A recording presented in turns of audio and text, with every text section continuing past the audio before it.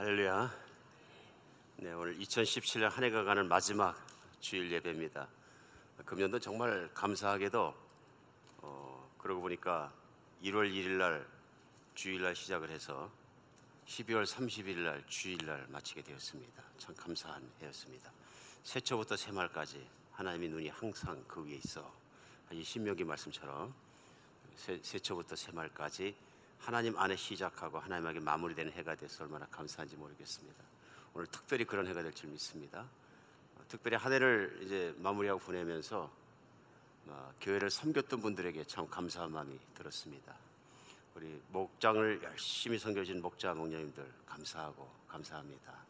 섬김이 있었기 때문에 한비전 교회가 정말 아늑한 주님의 보금자리가 되고 또 하나님의 나라가 이루어지는 곳이 됐는 줄 믿습니다. 그래서 우리 함께 우리 목자 목녀님들을 위해서 같이 감사의 박수. 한비전교회 보이지 않는 곳에 섬기는 분들 계셔서 너무 감사합니다. 지금도 추운데 밖에서 열심히 주차 봉사하시는 분들, 보이지 않는 곳에 청소하시는 분들, 쓰레기 치우는 분들, 또 밥하시는 분들, 돌아가면서 자녀들 보살피시는 분들, 우리 또 보이지 않는 곳에 구석방에 앉아서 CD 만드시는 분들, 또 구석방에서 음향도 하고 또 영상도 하고 구석구석 섬기시고요.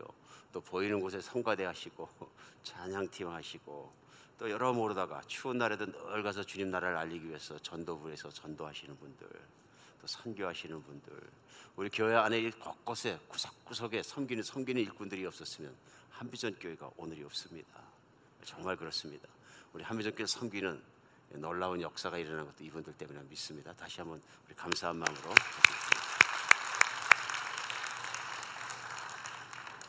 제가 특별히 교회에서 감사하는 분들은 이 땜빵 잘하시는 분들 제가 감사합니다. 이거 특별히 제 아내 된 이경숙 사모와 우리 다른 사모님들에게 빵꾸나 한번 들어가서 떼우시는 분들이 사모님들이신데 고맙게 생각하고, 또 특별히 교회에 섬길 자리가 비어있는 걸 보시고 2017년 전에 그 자리에 들어가서 딱 떼우고 섬겨주신 분들이 계십니다. 우리 한 분 한 분 다 말할 수가 없는데 정말로 감사합니다. 오늘 박수 치는 날이에요. 박수 한 번만 더 칠까요? 감사합니다. 박수 받는 분들에게는 격려가 되고 박수 치는 우리에게는 건강이 됩니다. 박수 많이 치면은 피가 잘 돌아가지고 건강에도 좋다. 정신 건강에도 굉장히 좋습니다. 우리 그래서 서로가 격려하고 항상 박수 많은 교회가 됐으면 좋겠습니다. 많아야 되는 것 두 가지 있는 것 같아요. 아멘하고 박수가 많아야 합니다. 교회가 아멘은 진짜 많아야 돼요. 왜냐하면 아멘 안 하면 복이 없습니다. 기도 시큰하고 아멘 안 하면 안 됩니다. 그러니까 왜 기도하면 꼭 예수 그리스도로 기도합니다 하고 아멘 하느냐 또 궁금해하시는데, 아멘은 진리입니다. 우리 예메트란 단어 언젠가 나눴잖아요, 그죠? 구약에서 가장 중요한 건 하나님 말씀이 선포되고 모든 것이 선포될 때 아멘 하나님은 그것이 진리입니다 하고 내가 컨펌할 때 예가 되는 거죠. 그래서 고린도후서 1장 20절에도 하나님의 약속은 얼마든지 예수 그리스도 안에서 예가 되나니 우리가 아멘하여 하나님께 영광을 돌리느니라. 그래서 예수 안에서 우리가 받는 복이, 기도할 때도 기도가 응답되는 이유가 예수의 이름으로 기도하고 맞습니다 하고 내가 예 하는 뜻을 아멘 하기 때문에 이게 복이 오는 것이거든요. 이루어지는 것이고요. 말씀도 마찬가지, 만날 때 마찬가지입니다. 이 말씀이 맞다, 진리다, 말씀이 선포될 때마다 같이 아멘 하는 아멘 많은 교회가 되었으면 좋겠습니다.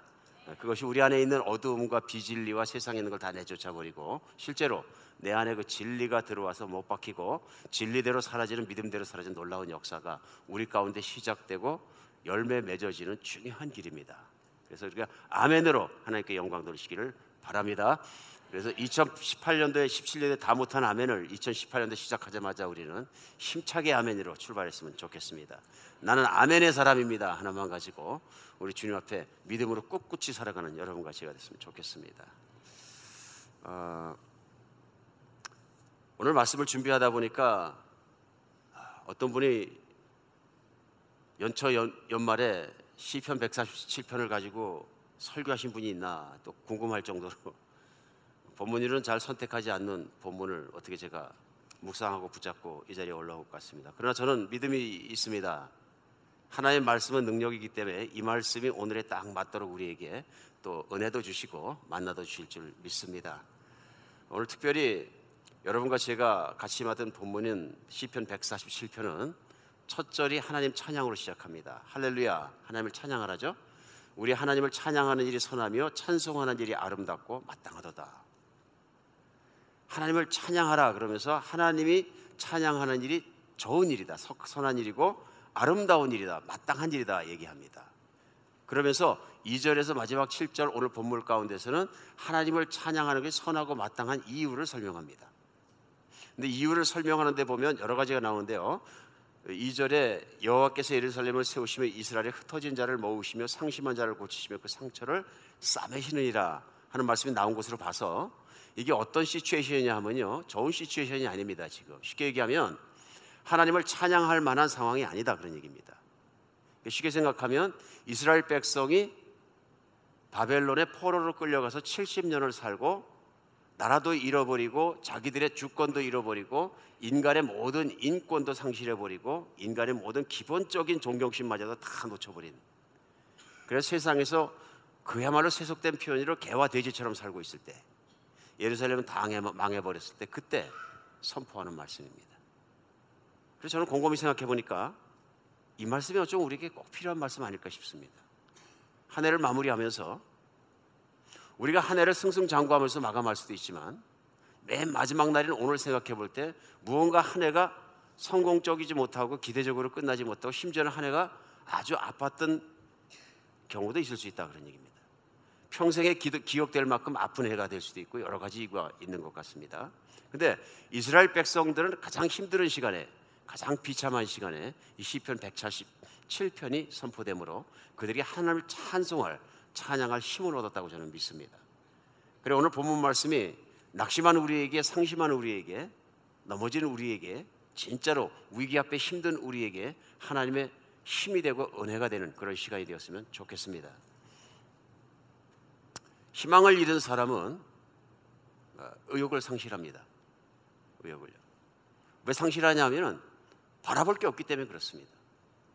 그러니까 내가 오늘도 믿음이 좋으냐 안 좋으냐 이것을 점검하는 길은 리트머스 시험지는 간단합니다.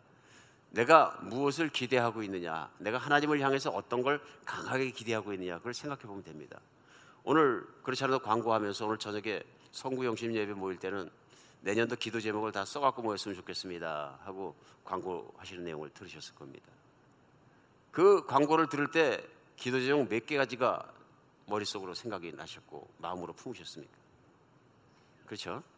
이제 어떨 때 보면 우리가 신앙생활을 하면서도 하루하루를 사는 게 그날이 그날 같고 그날이 그날 같고 2017년 365일을 살고다 보니까 똑같은 날을 그냥 지나온 거 아닌가 하는 무미 건조한 인생을 걸어서 이 자리에 앉아 계실 수도 있습니다. 만약 나에게 기대하는 것이 없다면, 바라는 것이 없다면 이것도 문제입니다. 그 바라는 것이 없는 많은 이유가 있는데요, 그 이유 중에 뭐가 있냐면 가장 많은 이유가 신앙인에겐 하나님으로부터 멀어졌기 때문에 그렇습니다. 바라는 것이 없는 이유가요. 그래서 오늘 본문은 저희에게도 꼭 필요한 연말의 말씀이다 저는 그렇게 느껴집니다.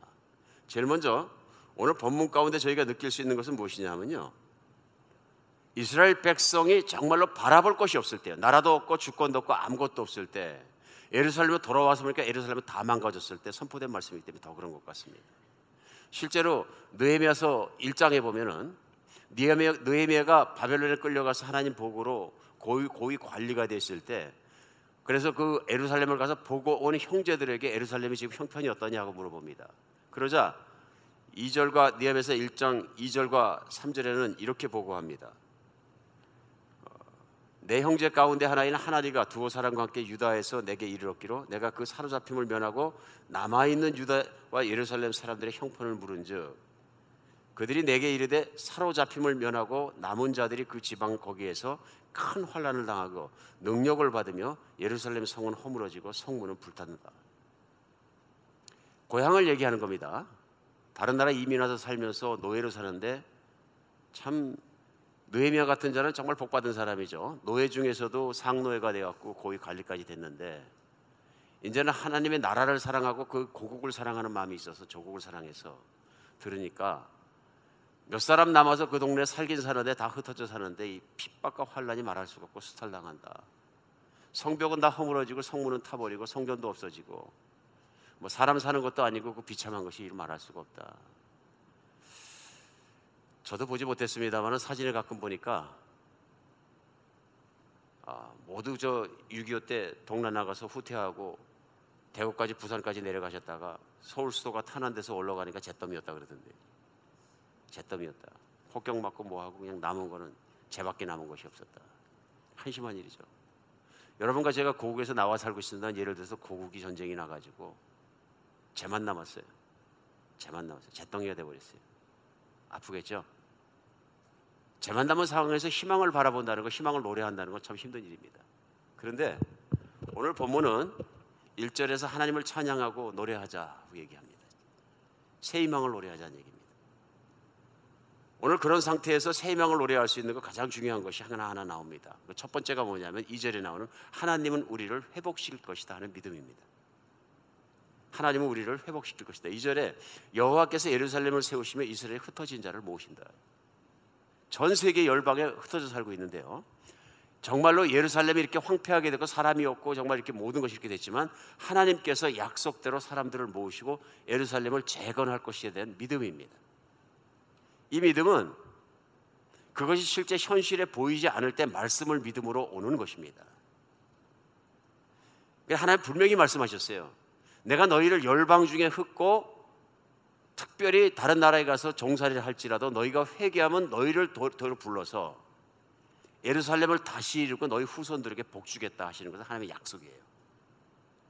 그러니까 오늘 말씀은 뭐냐면 하나님의 약속과 하나님의 말씀을 의지해서 바라보니까 현실은 볼 게 없지만 황폐하고 잿더미지만 하나님께서는 우리를 다시 끌어모으시고 회복시킬 것이다 하는 믿음입니다. 믿음입니다. 우리도 어쩌면 2017년 1년을 살아가면서 환경은 나에게 너는 버림받았다는 말을 할 수도 있습니다. 내가 하나님께 사랑받고 선택받았다면 이런 일이 있을 수 없다는 일을 2017년에 우리 형제자매들 중에서 겪을 수도 있습니다. 사업이 망할 수도 있고요, 때에 따른 우리가 육신의 건강을 잃어버릴 수도 있고요, 가정이 깨어지는 쓰라림을 내가 체험할 수도 있고요, 그 외로움 속에 여러 가지 속에 살아갈 수 있다. 심지어는 내가 금년을 살아오면서 말할 수 없는 마음의 상처를 입을 수도 있다. 여러 가지 이유들이 있습니다. 힘든 인생 한 해를 살 수 있다 하는 얘기입니다. 이스라엘 백성은 하나님의 선택받은 선민임에도 불구하고 하나님의 말씀대로 그대로 살지 못하는 그 죄로 말미암아서 바벨론에 끌려가서 노예 생활을 했습니다. 짧은 세월도 아니고 70년을 살았습니다. 여러분, 희망 없는 삶 70년을 살고 나면 남는 게 뭐가 있겠습니까? 그렇지 않습니까? 남는 게 없습니다. 근데 그런 시점에 이 말씀이 선포됐다는 것으로 봐서 오늘 우리도 귀 기울여 드리는 말씀이 아닌가 싶습니다. 왜 그러냐면 하나님은 하나님 백성을 결코 잊어버리지 않으신다. 우리가 하루하루 현실을 살아가면서 하나님과 멀어지고, 아까도 말씀드렸습니다만 얼마나 하나님을 기대하십니까? 이렇게 많은 기대가 내 안에 없다면 그 가장 큰 이유가 뭐냐 하면요, 기대하지 않게 된 이유가 있습니다. 내 관심과 내 마음이 환경에 가 있으면 그렇습니다. 나도 모르는 사이에 하루하루 살면서 환경을 부딪히고 환경을 이겨야 되고 환경 속에 승리해야 되고 내 삶과 모든 도전이 환경 속에서 오니까 자연스럽게 우리가 옮겨가는 게 뭐냐, 자연스럽게 죄송합니다. 우리가 옮겨가는 것이 뭐냐면 우리의 시선이 환경으로 옮겨가게 됩니다. 그렇죠? 그러다 보니까 내 비즈니스에, 내 직장 생활에, 내 삶에, 내 가정에, 내 아이들 교육하면서 바쁜 일에 내가 쫓아다니다 보니까 어떻게 되냐면요, 내 관심이 거기 있습니다. 그러다 보니까 기도하려고 앉아도 마땅히 기도 생각이 안 나고 막 그런 게 뭐냐면 내 관심이 이미 뺏겨버린 것입니다. 이 관심이 뺏겨버리면 환경을 바라보게 되는데요, 환경을 바라보면 문제가 뭐냐면 환경이 내 맘대로 되지가 않습니다.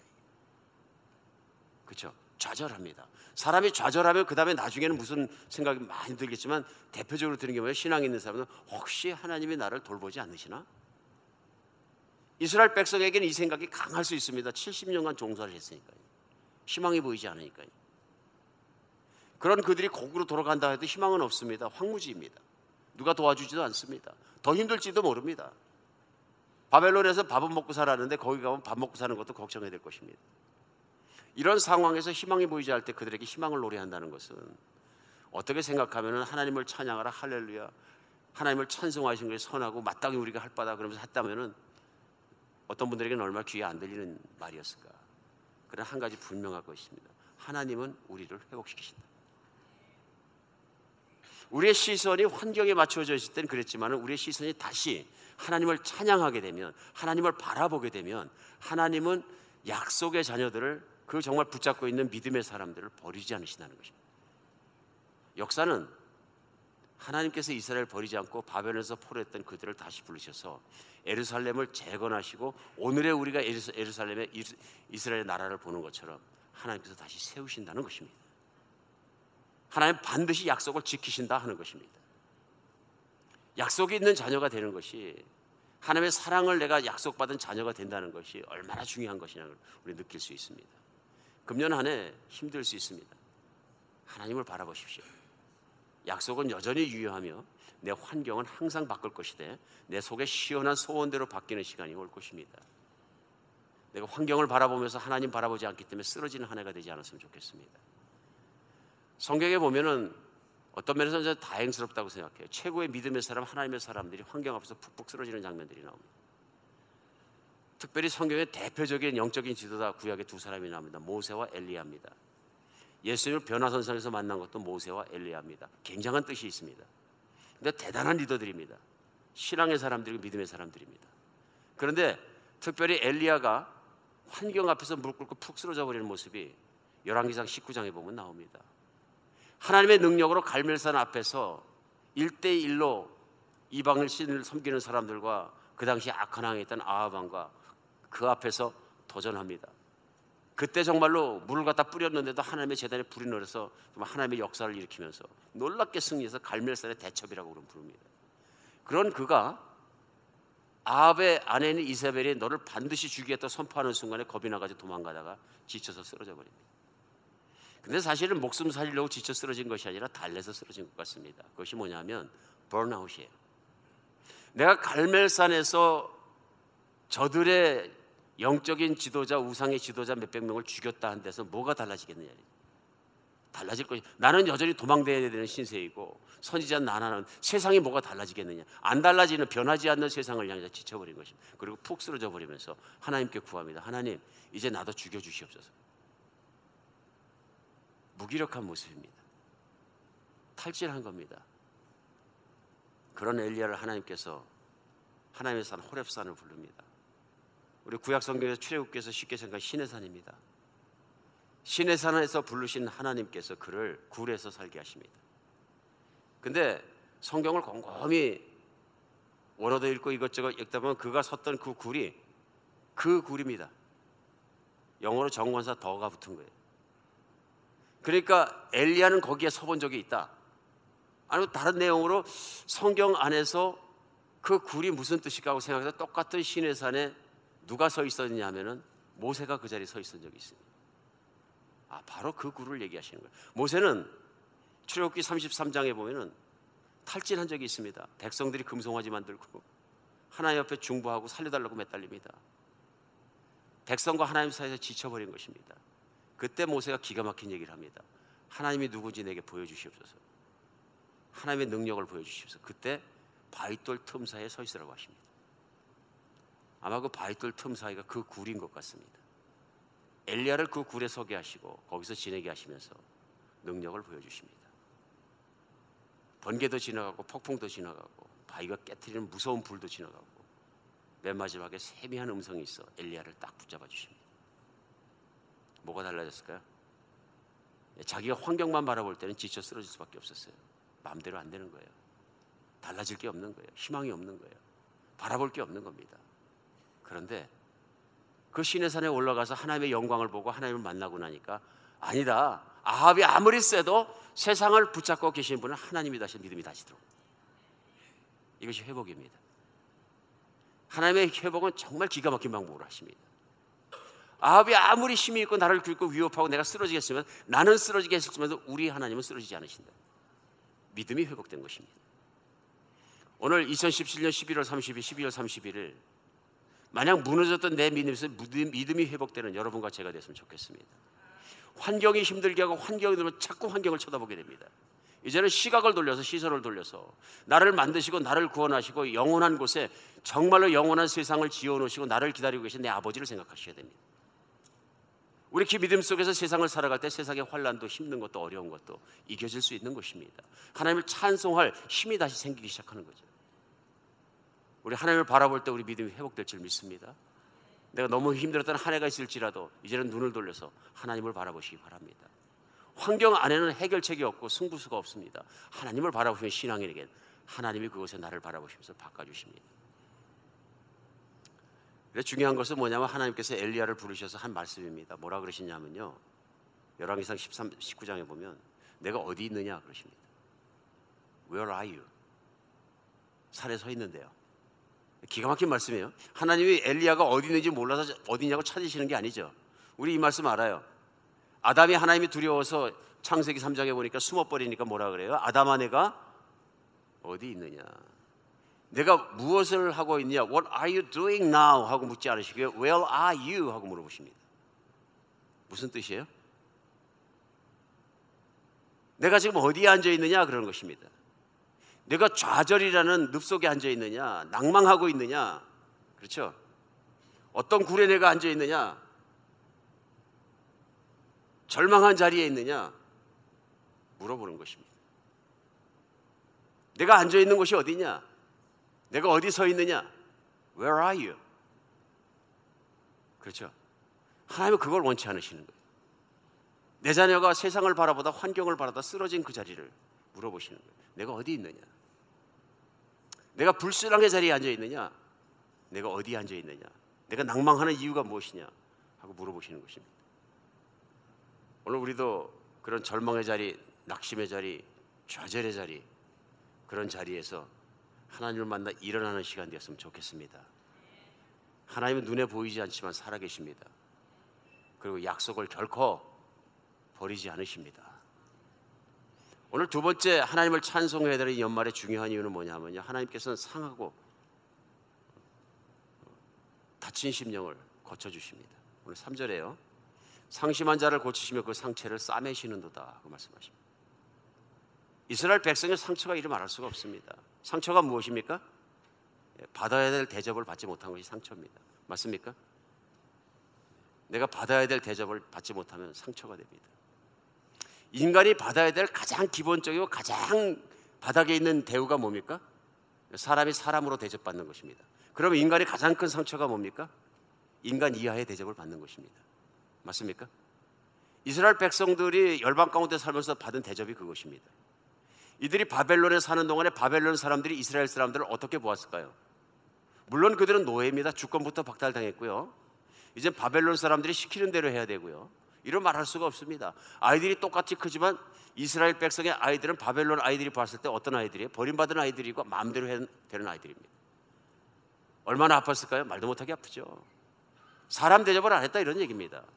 그럼 노예는 무슨 대접을 받는 사람이냐면 짐승 대접을 받는 겁니다. 소나 노예나 똑같이 대접받습니다. 그냥 그래서 일하는 사람일 뿐입니다.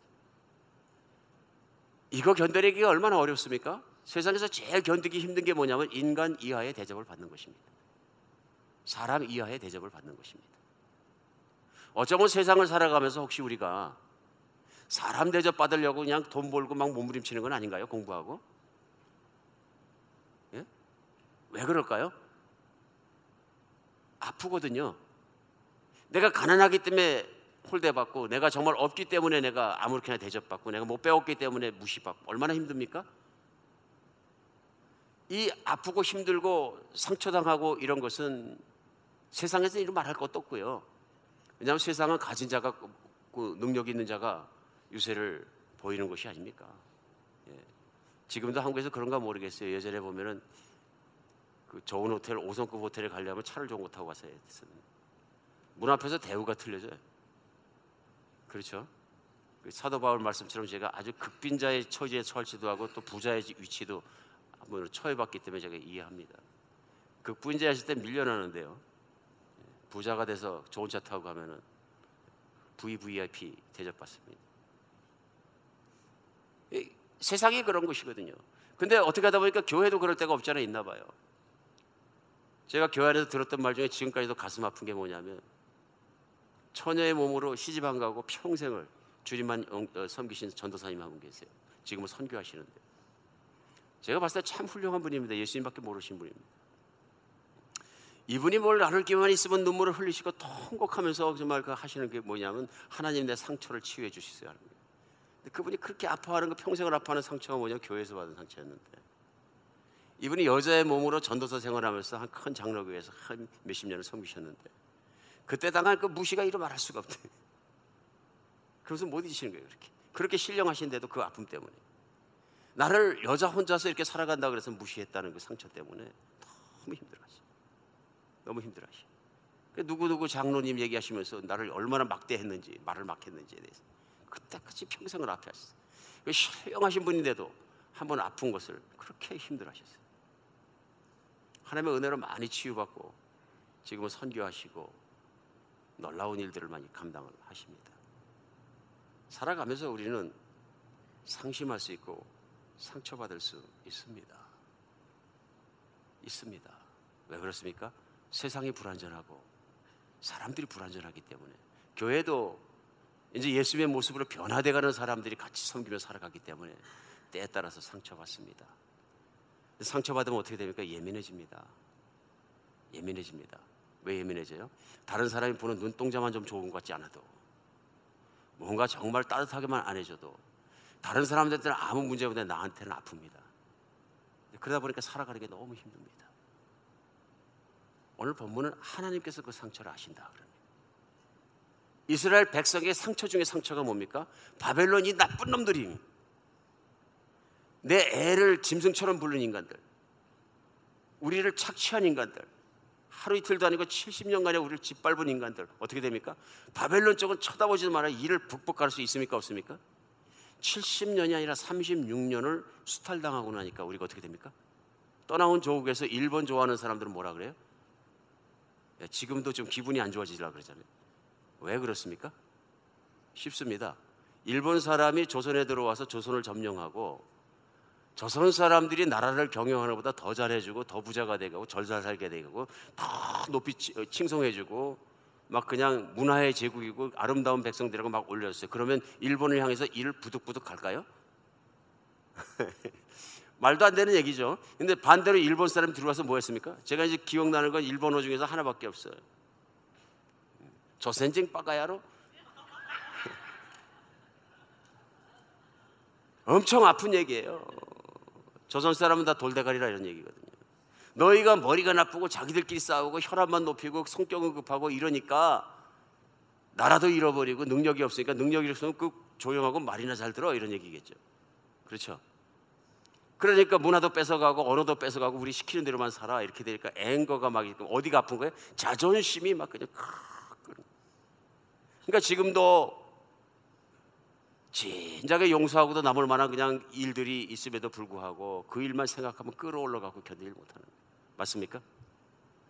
사과 아니라 사과 수십 번을 해도 이게 해결이 안 되는 거예요. 이 안에 있는 앵거의 문제거든요. 분노의 문제이고 상처받으면 그게 자꾸 아파지고 자꾸 생각나고 그게 곱씹어지는 거예요. 근데 저는 그렇게 생각합니다. 떠나온 조국이 대한민국이 일본을 용서하고 정말로 품고 나가기 전에 세계적인 리더의 나라가 못 됩니다. 맞습니까? 그걸 넘어서야 세계를 섬길 수 있는 나라가 됩니다. 그거는 조선이, 조국이, 대한민국이 잘못돼서 그런 것이 아니라 사람들이 잘못돼서 그런 것이거든요. 입장을 바꿔놓고 한국이 더 우세한 입장과 힘이 강해서 일본 들어갔다면 일본에 동일한 문제가 일어나지 않겠습니까? 저는 달라질 게 없을 것 같은데요. 조선이 일본을 점령했다 36년간. 우리 한번 솔직하게 한번 상상해 보십시오. 어떤 일이 일어났어요? 나와 내 이웃에 있는 사람들을 생각하면서 일본 가서 내가 살았다. 멸시하지 않았을까요? 했을 것 같은데요. 생각해 볼 문제입니다. 살다 보면 상처도 받지만 또 상처도 줍니다. 근데 문제는 뭐냐면 상처받던 심정은 상처만 생각합니다. 제가 그런 걸 느껴요. 목양 상담을 하다 보면 같이 만나서 아파서 얘기를 하다 보면 똑같은 얘기를 계속 반복하세요. 지난번에 들었던 얘기인데 또 하세요. 얼마 뒤에 만나면 또 그 얘기를 하세요. 지난번에 그거 용서하기로 다 끝났어요. 또 하세요. 왜 그랬습니까? 계속 카밍백하는 거예요. 안 아픈지 아는데 또 나오고, 안 아픈지 아는데 또 나오고, 끊임없이 나오고. 왜 그렇습니까? 자꾸 나 자신에게 집중하게 합니다. 환경도 환경만 바라보게 우리를 몰아가려고 하지만 내 안에 있는 내가 무시당했거나 아팠거나 그런 모든 상처들도 나만 생각하게 합니다. 맞습니까? 가정에서도 그런 것 같아요. 내 안에 상처가 있으면 관계가 깨지고 나면 계속 컴백합니다. 그러니까 부부관계가 힘들어지는 거죠. 근데 이거 묻어야 합니다. 이거 해결해야 합니다. 특별히 우리는 하나님 앞에서 이거 해결하고 넘어가야 합니다. 오늘 하나님 뭐라 그러십니까? 하나님 우리 상처를 싸매주신다. 어떻게 해요? 우리가 하나님 가슴에 상처를 많이 내드리거든요. 하나님은 나를 사랑하시는데 내가 하나님 말씀을 따라 사는 것이 인생의 최고의 길에도 불구하고 난 하나님 실망시키고 아프게 해드리고 심지어 하나님 무시하고 산 것도 많거든요. 예수 그리스도의 십자가는 우리를 치료하고도 남습니다. 그런 나를 위해서도 묵묵하게 죄값을 치러주시고 하나님이 약속하셨어요. 내가 나에게 잘못한 것, 나에게 상처 준 것, 나를 힘들게 한 것, 나를 분노게 한 것 내가 용서하고 기억도 하지 않겠다. 내 과거의 문제는 일절 내가 물어보지 않겠다. 이거 은혜잖아요. 이제 하나님 말씀하십니다. 내가 너를 용서한 것처럼 너도 너를 아프게 한 사람들 놓아줄 수 있겠냐? 놓아줘야 합니다. 나를 사랑하셨기 때문에 나도 놓아줘. 그렇지 하면 우리는 거기를 계속 돌아갑니다. 만약에 이 문제를 끌고서 2018년을 오늘 저녁에도 지나서 들어가게 되면 우리는 똑같이 과거에 묶여있는 사람이 됩니다. 여러분, 과거에 묶여있으면 2018년에는 어떤 미래도 희망이 없습니다. 바벨론 포로 때 그 분노와 앵거 때문에 이스라엘 백성들이 바벨론을 향해서 평생을 이를 갈고 있었다면 이스라엘 백성은 희망이 없습니다. 그러나 그들이 시각을 돌라 그들의 상처로부터 하나님을 바라보고 예루살렘의 재건을 바라보고 약속을 바라보고 하나님 안에 나아가니까 위대한 민족이 또 될 수 있다는 겁니다. 하나님이 그들을 회복시키고 상처를 싸매시고 아픔 가운데 머물러 있지 않고 상처를 넘어서는 사람이 되게 하신 거죠. 상처는 인간을 파멸시킵니다. 어릴 때 철없을 때 연애하다가 어떤 사람이 나를 버렸다고 그래서 그 리젝션 때문에 평생을 아파하지 마십시오. 그런 일이 있을 수 있습니다. 그것이 내 인생의 끝은 아닙니다. 하나님이 나를 붙들고 계시면 그보다 더 중요합니다. 어릴 땐 나 철이 없습니다. 철이 없습니다. 그렇죠? 그런데 그거 잊어버리지 못하면 유행가 주인공이 돼버리잖아요. 평생을 상처받은 마음, 상실한 마음, 버림받은 마음으로 사니까 어떻게 힘을 내겠어요? 아닙니다. 나는 하나님이 만드신 존귀한 사람입니다. 하나님이 얼마나 소중히 여기십니까? 우리가 그런 면에서 과거에 묶여 살지 않고 하나님을 바라보고 치유되어서 새해로 넘어가는 여러분과 제가 되었으면 좋겠습니다. 오늘 마지막으로 본문 말씀은 하나님을 찬양해야 되는 이유가 하나님은 나를 회복시키시고 나의 상처를 싸매시고 치유하신 것뿐만 아니라 하나님은 하나님의 능력으로 나에게 꿈을 주시고 미래의 희망을 갖게 하십니다. 오늘 본문 가운데 뭐라 그러시냐면요, 4절입니다. 그가 별들의 수요를 세시고 그것들을 다 이름으로 부르시는도다. 얼마나 오묘합니까? 여러분, 천문학자가 평생 앉아가지고 천문대 만원경 보면서 별만 관측하잖아요. 그럼 한번 물어보세요. 천문학 박사님 중에서 우주에 있는 별들 이름을 다 기억하십니까? 그러시고, 만약에 천문학자가 별들 이름을 다 기억해야지 박사학위 준다 그러면 아무도 박사 못할 거예요. 그죠? 절대로 못하죠. 세상에 머리가 가장 좋은 천문학자도 못하고 컴퓨터도 못하는 걸 하나님이 하십니다. 왜요? 그걸 만드셨기 때문에. 두 번째, 능력이 무한하시기 때문에. 때로는 우리에게 무의미해 보이는 반짝거리는 별 하나까지도 하나님 의미를 가지고 계시고 기억하신다, 그런 말씀. 성경은 거짓말하지 않습니다. 성경은 진리입니다. 성경은 과장하지 않습니다. 성경은 하나님에 대해서 부풀리지 않습니다. 진리입니다. 근데 이 진리의 말씀을 잡으면서 별들 하나까지 이름을 다 기억하는데 수십억, 수백억, 수천억 개 이루 말할 수 없는 그것을 다 하나님 기억하신다. 그거보다 귀한 그 아들 예수 그리스도의 목숨을 내놓고 하면 사랑하신 하나님은 별을 위해서 목숨 내놓지 않으십니다. 사람, 나를 기억하신다. 오늘 4절은 이름으로 기억하시고 이름을 부르신다.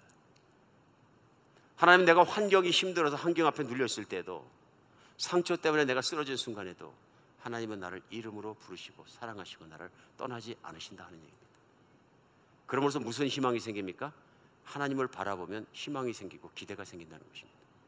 그래서 5절에는 우리 주는 위대하시며 능력이 많으시며 그의 지혜가 무궁하시도다.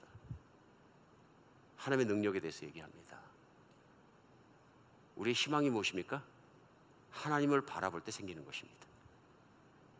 내 능력도 제한된 것이고 내 운도 끝난 것입니다. 그렇죠? 어떻게 사람이 세상에 말하는 것처럼 운이 매번 좋습니까? 어떤 사람은 운이 좋아갖고 로또가 가서 살 때마다 당첨됩니까? 다만 몇천 불짜리라도? 천만의 말씀이죠. 안 그렇죠? 그러니까 모든 것이 다 끝나고 환경 없을 때 꼼짝 못하고 내가 하나님을 바라보니까 희망이 생긴다. 왜요? 하나님은 하실 수 있다는 것이 믿음입니다. 믿음이 무엇입니까? 나는 못하고 하나님이 하신다는 것입니다. 이거 상상 속에 내가 생각하는 걸 받아들여 아닙니다. 이미 적혀져 있고 실제이고 사실이고 역사 속을 통해서도 증명되어 온 살아계신 하나님을 바라보며 내가 그분의 자녀 되었다는 분명한 믿음 속에서 그 능력의 하나님을 내가 바라보는 것입니다. 하나가 덧없이 지나갔다면 무의미하다면 그날이 그날 같다면 의미가 없어 보인다면 왜 그렇습니까? 하나님을 향한 기대와 믿음이 내가 약해졌기 때문에 그렇습니다. 하나님을 바라보십시오. 기도해보면 압니다. 우리가 기도가 뜨겁고 믿음이 뜨거워질 때는요, 기도할 것도 많고 또 하나하나 기도해서 하나님께 구할 것도 많습니다. 그런데 어느 날 내가 환경만 바라보고 내 상처만 집중하고 현실만 바라보고 바쁘게 뛰어다니다 보면 기도가 안 됩니다. 왜요? 믿음이 약해졌거든요. 하나님을 기대하는 것이 적어졌거든요. 인생의 최고의 길은 하나님만 바라보고 하나님께 기도해서 기도로 승부하는 것입니다. 하나님이 이루어 주시는 인생을 사는 것입니다. 그런데 그 인생을 떠나면 인생은 복잡해지고 힘이 없어지고 좌절하고 낙심하고 그 자리에 서 있는 거예요. 하나님 물어보십니다. Where are you? 내가 지금 어디 서 있냐? 무엇을 바라보고 있느냐? 오늘 그러니까 엘리야를 불러서 하신 일도 뭐냐면요, 하나님을 다시 바라보게 해주시는 것이 치유입니다. 그분의 능력이 얼마나 강력해서 암산을 부실 수 있는가, 모든 걸 불로 태워버리실 수 있는가, 지구를 흔드실 수 있는가 보여주시는 거예요. 엘리야가 얼마나 힘이 났겠습니까? 모세도 마찬가지죠. 백성들 때문에 너무 힘들어서 쓰러져 버렸는데 하나님께서 그 손으로 바위사이에 놓고 지나가시면서 그 영광의 뒷자락을 보여주시는 거예요. 그리고 모세에게 힘을 주십니다. 하나님은 할 수 있단다. 사랑하는 여러분, 하나님은 하실 수 있습니다. 사람은 살아가면서 억지로 소원을 갖기 위해서 노력합니다. 소원이라는 건 세상에서도 말하는 새해가 되면 다 소원을 빌잖아요. 소원을 빕니다. 막연한 것입니다. 맞습니까? 소원을 빈다는 것 그 자체가 막연한 것입니다. 동해 나가서 떠오르는 태양을 보면서 소원을 빌고, 뭐 한국 가면 신년에 하는 일 그런 거 아닙니까? 해보셨습니까? 보름달을 쳐다보면서 소원을 빌고, 소원이 구체적이지 않고 소원이 기댈 데가 없으니까 소원은 막연하게 내가 그냥 기대하는 것입니다. 그 기대 자체가 뭘 만들지는 않습니다. 낙심을 가져올 뿐입니다. 희망은 구체적인 것입니다. 하나님을 향한 희망입니다. 믿음의 희망입니다. 우리가 눈을 돌이켜 하나님을 바라볼 때 찬양할 수밖에 없는 게 하나님의 새로운 희망과 새로운 기대를 주십니다. 왜 그렇습니까? 미래는 사람이 만들어가는 것이 아니라 하나님의 손에 있는 것입니다. 사람이 만들어가는 것이라면 로마 시대가, 로마가, 이태리가 지금도 전 세계를 군림하고 있어야죠. 아닙니다. 세계를 움직이시는 분은 하나님이십니다. 그 하나님이 내가 자녀가 되었기 때문에 그 하나님을 바라보면 미래가 열리기 시작합니다. 미래가 열리면 하나님께 구할 것이 생기는 것입니다. 제시 페니 하면 누가 생각나십니까? 백화점이 생각나시겠죠. 근데 사실 사람 이름이잖아요, 그죠? 제시 페니라는 사람이 미국에 있는 시골 침례교 목사님 아들이셨어요. 인생 중에 많은 시련을 겪었습니다. 첫 번째 결혼하셨는데 첫 번째 결혼한 부인께서 일찍 돌아가셨어요. 그 상처가 얼마나 클 거예요. 희망을 가지고 두 번째 결혼하시는데 두 번째 부인도 돌아가셨어요. 이쯤 되면 한국에서 남자가 팔자가 세다 그러는데, 그분이 모든 힘을 모아서 사업을 하셨는데 백화점 사업을 시작하셨어요. 1927년, 29년 미국의 공황이 닥치면서 그거 망해버렸어요. 아내 두 번 잃어버리고 기대하던 사업까지 망해버리니까 어떻게 됐겠어요? 이 사람은 완전히 폐인돼가지고요, 정신병이 걸렸어요. 우울증이 너무 심해가지고 자기 정신을 못 차렸다. 그래서 주변에서 이 사람은 요양원에 들어가야 된다. 정상적인 생활을 못한다. 그래서 미시건에 있는 세니타리움이라는 요양원에 들어가게 됩니다. 혼자 설 수 없는 상태가 된 거죠. 하루도. 근데 요양원에서 약물을 먹고 치료하던 중에 복도를 걸어가는데 찬송가 소리를 듣습니다. 요양원 채플에서 찬양하는 소리입니다. 너 근심 걱정 말아라. 주 너를 지키리. 주 날개 밑에 거하라. 주 너를 지키리. 주 너를 지키리. 아무 때나 어디서나 주 너를 지키리. 널 지켜주시리. 생각지도 않게 찬양을 넣으니까 하나님 생각이 벌떡 난 거예요. 내가 세상에서 아픈 문제 때문에 또 사업에 때문에 얼마나 내가 열심히 뛰어댔는지 그걸 생각하느라고 하나님을 생각 못했는데, 그렇지, 내가 하나님 믿는 사람이지. 충격적으로 그 생각이 나가지고 그 찬양에 끌려가지고 채플에 들어갔는데, 그날 그때 선포하는 말씀이 마태복음 11장 28절 30절 말씀을 같이 읽습니다. 수고하고 무거운 짐진 자들아 다 내게 오라. 내가 너희를 쉬게 하리라. 나는 마음이 온유하고 겸손하니 나의 멍에를 메고 내게 배우라.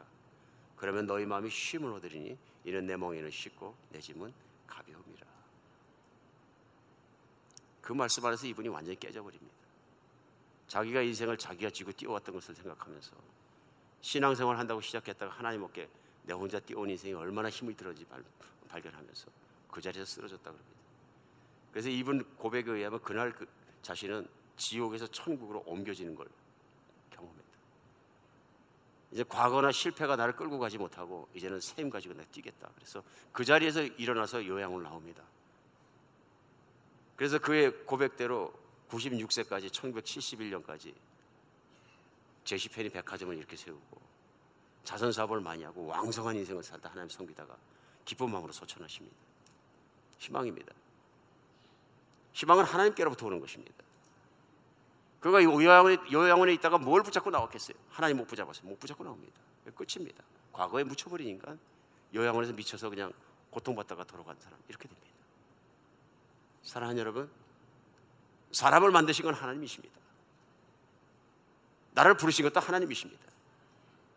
혹시 2017년 내가 인생을 정말 바쁘게 살다가 하나님을 놓치셨으면 오늘 이 시간 우리 하나님을 다시 보았으면 좋겠습니다.